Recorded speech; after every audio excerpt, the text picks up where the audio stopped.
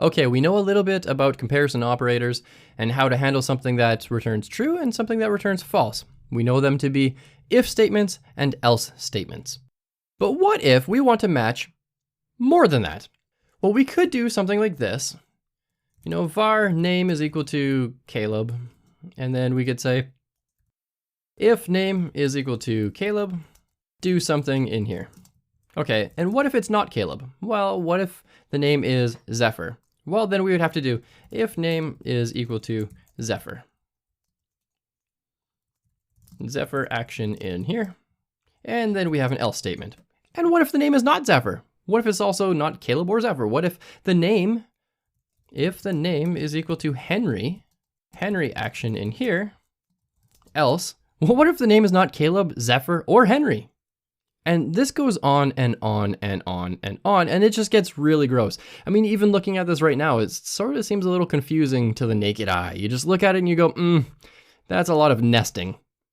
And this can go on forever and ever.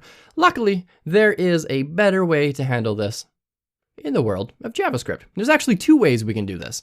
I'm going to show you the main way, the most common way, and then I'm going to show you another way that's a little less common, but also super useful. So what we can do is, if the name is equal to Caleb, great, console.log, awesome. Okay, we can also do else if the name is equal to Zephyr, and then we can say console.log meow. And then we can say else if name is equal to Henry, console.log little meow, because he's a little kitty. And finally, if it's not Caleb or Zephyr or Henry, console.warn not handled. Something like that. And let's go ahead and give this a refresh. And we can see it says awesome in here. Let's make that smaller. And if we change that name to Zephyr, it says meow. If we change that name to Henry, we know it's going to say little meow, because that's what we wrote, little meow. And if we change it to anyone else, let's change it to doggo. Doggo. It's not handled. And so this is how we get away from nesting if statements inside of if statements inside of if statements. We can keep them nice and flat like this. And in fact, my editor and most editors will allow you to do this because you have curly brackets in here. You can actually close them too. And so now it actually looks a lot more clean. You can actually sort of read this. If name is equal to Caleb, it's going to do something. If it's equal to Zephyr, do something. Henry, do something. Or if it's anything else, do something else. And so if you're ever looking through a lot of code and you're like, what happens if the name is Zephyr? Well, you can just open that up. Console.log meow. And so that is how we get away from nested if statements. Now in JavaScript, there is another way of doing this. And many other languages have this as well. It's called a switch statement. You don't see it too often anymore, but it is definitely a thing you can lean on whenever you have a lot of if, else, if statements. So you just say switch, and you give it a variable, whatever that is going to be, curly brackets, and then you give it a case. So the case is going to be Caleb, and then if the case is Caleb, you could say console.log, hi Caleb, and then we say break. And this is like an if statement, only instead of using curly braces, we're using a colon, and instead of this curly brace, we're using the word break. We'll actually see the word break a lot more when we get to while loops, for each loops, things like that. Then we can give it another case, any other name. We could say Nathan, console.log, hi Nathan, break. And then we could say so on and so on and so on. Or if we just wanted to catch any other scenario, we could just say default console.warn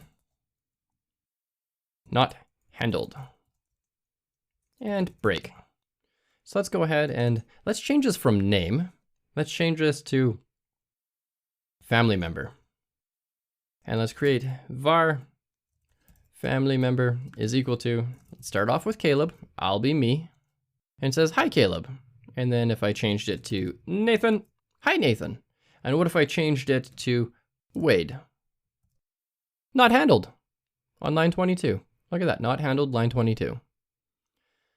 So this is basically the exact same way of doing an if, else statement, Some people like this way, some people like the if-else-if way. Personally, I lean towards the if-else-if-else way. It just seems a little more explicit, and not everybody knows about the switch functionality, so it can be a little bit harder for someone who has never seen a switch statement like this before to figure out what's going on, whereas every programmer you run into will know about if, else if, and else statements.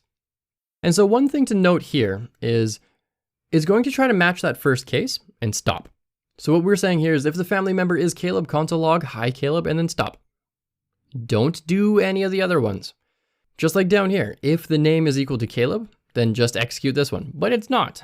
Then it's going to try to do this one. Does it match? No. Then it's going to try to do this one. Does that match? No. Then it's going to do the else statement.